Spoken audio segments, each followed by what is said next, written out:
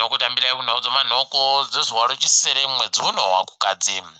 Nyasi tiri kupemberera kuwambiwa kwoboka romagweta anoita kodzero dzevanhu reZimbabwe Lawyers for Human Rights iro rakawambiwa makore 25 adarika. Toramba tichivatenda nokuita basa hunoshamisa uhu. Musena onhau dzanyasi okutangira pakuti wamunangagwa watsiva makurukota awo akagwarashiwa anodzihwa mupengo. Frederick Shaw anga ari mumiriri wenyika kubazi reUnited Nations atsiwa Sibusiso Moyo. Felix Mhona atsiwa JB Matiza kuita gurukota zvokufambisa nezvokuwakiwa. Kindness Paradza aistiwa ndiye mutevedzeri wemutungamiri wegurukota rozvobuditsiwa kwemasoko achitsiwa Energy Mutodi akasodzingiwa basa kare kare. Kahanda kedu kanonzi Zimbabwe Anti-Corruption Commission kaano mazino achiri kudzidzira kuruma. Kureketa kwanyasi kwai mumwe akamboita gurukota rozvowasenzi Petronella Kagonye asungiwa nokuda kwokunokora kwache mari kubazi ronasa rinochengeta mari dzopenjeni dzevanhu. Toramba tichiti ngawaite zvinhu warambe vachienderera mberi. Mune nyaya yabva kuitika kwai kuno waChina wakapuwa mvumo nawamunangagwa yekuenda kuorima. Wari kuita zvokuti waone kuchera marasha okuhwange kunzvimbo yedinde. Kuchera kwawo kwai watoita kuenda kodzingana nokudzingirisa vanhu wagere munzvimbo iyoyo wachibva wati wari kudaba kugotetekera zvavari kureketazvo. Kureketa kuno paribe agoziva kuti zvii zvichagoitika, asi vanhuwo wari kuti wanyepiwa kuti wakubisiwa heno uko wachaendesiwa kuti ngepi. Tindori pazvichehwapo kwai mangodawo kwamarange ari kunetsa wapwere kureketa kuno nokuti waakumanikidziwa kuenda kotsvakana nemangodaya zvisiri pamutemo. Izvi wari kuita wachimanikidziwa nevakuru vanomasimba nokuti iwo pokare wari kutsvakawo chokurarama nacho. Wabereki wavo wakaisiwa munzara nokuda kwemangodaya asi paribe chavari kupuwa kuwana nekuda kwaizvozvo. Idi pakanyangara.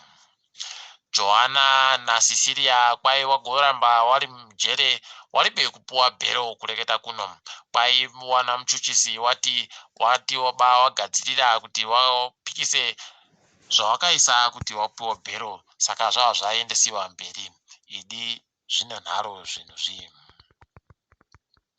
Kwai naJob Sikara akuda kutoti atatamudze museve wache uchienda kuna Ngoni Nduna Mutongi. Izvi ari kuda kuti Mutongi Ngoni Nduna abvisiwe pakutongako aenda kunyora tsamba kubazi rinoringana nezvowana Mutongi reJudicial Service Commission. Heno kuti kune chaburika chere ikweyo charamba takandoteya. Nyika yedu iri kuramba ichindobisiwa pakutekaidziwa kunoita vanhu nondege Rwanda Air. Kureketa kuno yati kubva nyasi ichauya kuZimbabwe, South Africa pabodzi pono Zambia. Apawo Emirates yati kubva Sondo rinouya ichadaba kuti inge ichiramba ichiuya nokuti kweduno kunenge kuchiribe vanhu vazhinji vari kutekaira kuuya. Pakanyangara. Mapurisa ari kuita zvokusunga kwete mbichana. Kureketa kuno kubva gore rapfuura pakaisiwa gumbiri pano vanhu vanosvika 400 ozviuru wakasungiwa. Kubva musi wechishanu nomusi wechitanhatu nomusi wechinomwe mwedzi uno kwasungiwa vanhu vanoda kusvika zviuru 10. Idi tinangwarira mabi angu tireke kugosungiwa. Tindori panyaya yogumbiri rodziwa mupengori. Bato reZANU-PF ratoisa masoko okuti richada kuti vanhu warodaro guruguru ravo wagosangana musi wechitatu, zvinova zvichaita kuti wasangane kumuzinda wavo weZANU-PF headquarters. Paribe agoziva kuti chii chaitika ipapa, asi kuratidza kuti mitemo yaonesira vamwe yekudziwa mupengo iyi ivo vanoidaba. Idi heno mabi angu tiringe hedu dzopasirese. Nyika yeSouth Africa yabva yati yakumbomisa kupa vanhu kamushonga akodziwa mupengo iko yakatenga makuno yano. Kureketa kuno kwai kamushonga kachagona kugosenza zvisvinu kudzivirira vanhu kudziwa mupengo. ririmo muSouth Africa idi pakanyangara kureketa panyaya yekamushonga kapokare kwaika kuda kutopera masimba uyo mwedzi wakubvumbiwa tiri kubata paribe agoziva kuti sei kakaunziwa iko kakuda kutopera masimba akona. Bhangi reNedbank muSouth Africa raisiwawo panyaya yekupambiwa kwenyika. Izvi zvatorwadza vazhinji vanga vari kuringira kuti bhangi iri ibhangi dzvinu kwairo bhangi rakabatsirana nekambani yeRegiments Capital kuita zvinhu zvokuba mari kunyika. Idi mabi yangu paribe anosara hwendo huno. Kuna vanhu vanopfuura zviuru zvitatu wasiiwa waribeka nadzimba nomuramba tsvina waitiwa kuKenya kunonzi kuKisumu.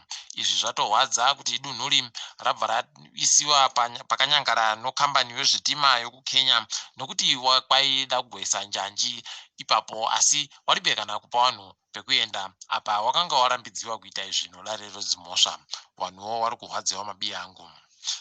Toetatamuka kuenda kuMyanmar uko kuri kuramba kuchiita vanhu vari kuita zvokuratidzira vachiti mautonga abenuke kumabharaki kwawo. Kwai mautoya aribe mvumo yekuti anga ari kutonga.